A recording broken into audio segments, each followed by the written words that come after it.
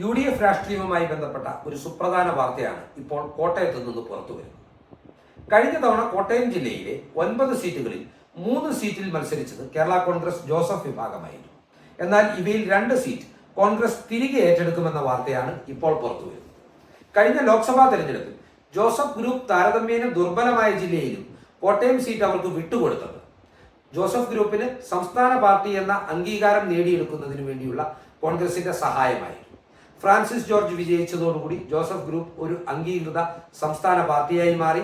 അവർക്ക് ഇനി സ്വന്തമായി ഒരു ചിഹ്നം ലഭിക്കും. എന്നാൽ ഈ പാക്കേജിന്റെ ഭാഗമായി തന്നെ 2 സീറ്റുകൾ നിയമസഭാ തെരഞ്ഞെടുപ്പ് വരുമ്പോൾ കോൺഗ്രസ് തിരികെ ഏറ്റെടുക്കും. കഴിഞ്ഞ തവണ ജോസഫ് ഗ്രൂപ്പ് മത്സരിച്ച 3 സീറ്റുകൾ കടുത്തുരുത്തിയും ചങ്ങനാശ്ശേരിയും ഏറ്റുമാനൂരുമായിരുന്നു. ഇതിൽ ചങ്ങനാശ്ശേരിയും ഏറ്റുമാനൂർ സീറ്റുകൾ കോൺഗ്രസ് തിരികെ ഏറ്റെടുത്ത് കോൺഗ്രസിന്റെ പ്രതിനിധികളെ 2026 നിയമസഭാ തെരഞ്ഞെടുപ്പിൽ ഈ മണ്ഡലങ്ങളിൽ മത്സരത്തിനിറക്കുമെന്നാണ് അറിയാൻ കഴിയുന്നത്. ഇതിന് പകരമായി കോൺഗ്രസ് മത്സരിച്ചിരുന്ന കാഞ്ഞിരപ്പള്ളി സീറ്റ് ജോസഫ് ഗ്രൂപ്പിന് വിട്ടു നൽകാനും സാധ്യതയുണ്ടെന്ന് റിപ്പോർട്ടുകൾ സൂചിപ്പിക്കുന്നു. നിലവിലെ രാഷ്ട്രീയ സാഹചര്യം പരിഗണിക്കുകയാണെങ്കിൽ 9 നിയോജക മണ്ഡലങ്ങളുള്ള കോട്ടയം ജില്ലയിൽ ഏറ്റവും അധികം MLA-മാരുള്ളത് 3 എണ്ണമുള്ള കേരള കോൺഗ്രസ് മാണി വിഭാഗത്തിനാണ്. ചങ്ങനാശ്ശേരിയിലും പൂഞ്ഞാറിലും കാഞ്ഞിരപ്പള്ളിയിലും ജോസ് കെ മാണിയുടെ പാർട്ടിയുടെ പ്രതിനിധികളാണ് MLA-മാരായി നിലനിൽക്കുന്നത്. കോൺഗ്രസിന് പുതുപ്പള്ളിയിലും കോട്ടയത്തും ഉൾപ്പെടെ 2 MLA-മാരാണുള്ളത്.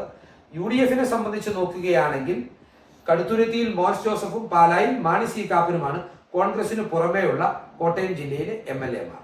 LDF-നെ സംബന്ധിച്ച് നോക്കുകയാണെങ്കിൽ ജോസ് കെ മാണിയുടെ 3 MLA-മാരെ കൂടാതെ ഏറ്റുമാനൂരിൽ മന്ത്രി VN വാസവൻ CPM-ന്റെ പ്രതിനിധിയായും വൈക്കത്ത് CK ആശ CPI-യുടെ പ്രതിനിധിയായും കോട്ടയം ജില്ലയിൽ നിന്നുള്ള LDF MLA-മാരാണ്.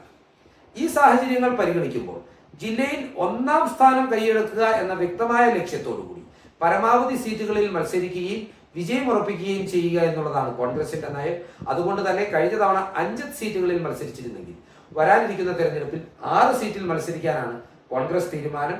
കാഞ്ഞിരപ്പള്ളി മാത്രമായിരിക്കും ജോസഫ് ഗ്രൂപ്പിന് വിട്ടുകൊടുക്കുക.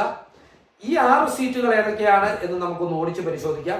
സിറ്റിംഗ് സീറ്റുകളായ കോട്ടയം, പുതുപ്പള്ളി, ഇതുകൂടാതെ പൂഞ്ഞാർ, ഏറ്റെടുക്കുന്ന ഏറ്റുമാനൂർ, ചങ്ങനാശ്ശേരി, പിന്നെ കോൺഗ്രസ് സ്ഥിരമായി മത്സരിക്കുന്ന വൈക്കം.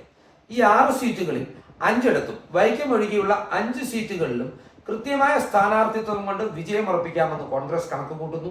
ഏതെങ്കിലും കാരണവശാൽ BDJS UDF മുന്നണിയുടെ ഭാഗമായി എത്തിയാൽ ഏറ്റുമാനൂർ സീറ്റ് കോൺഗ്രസ് അവർക്ക് വിട്ടു നൽകുവാനും സാധ്യത ശക്തമാണ്.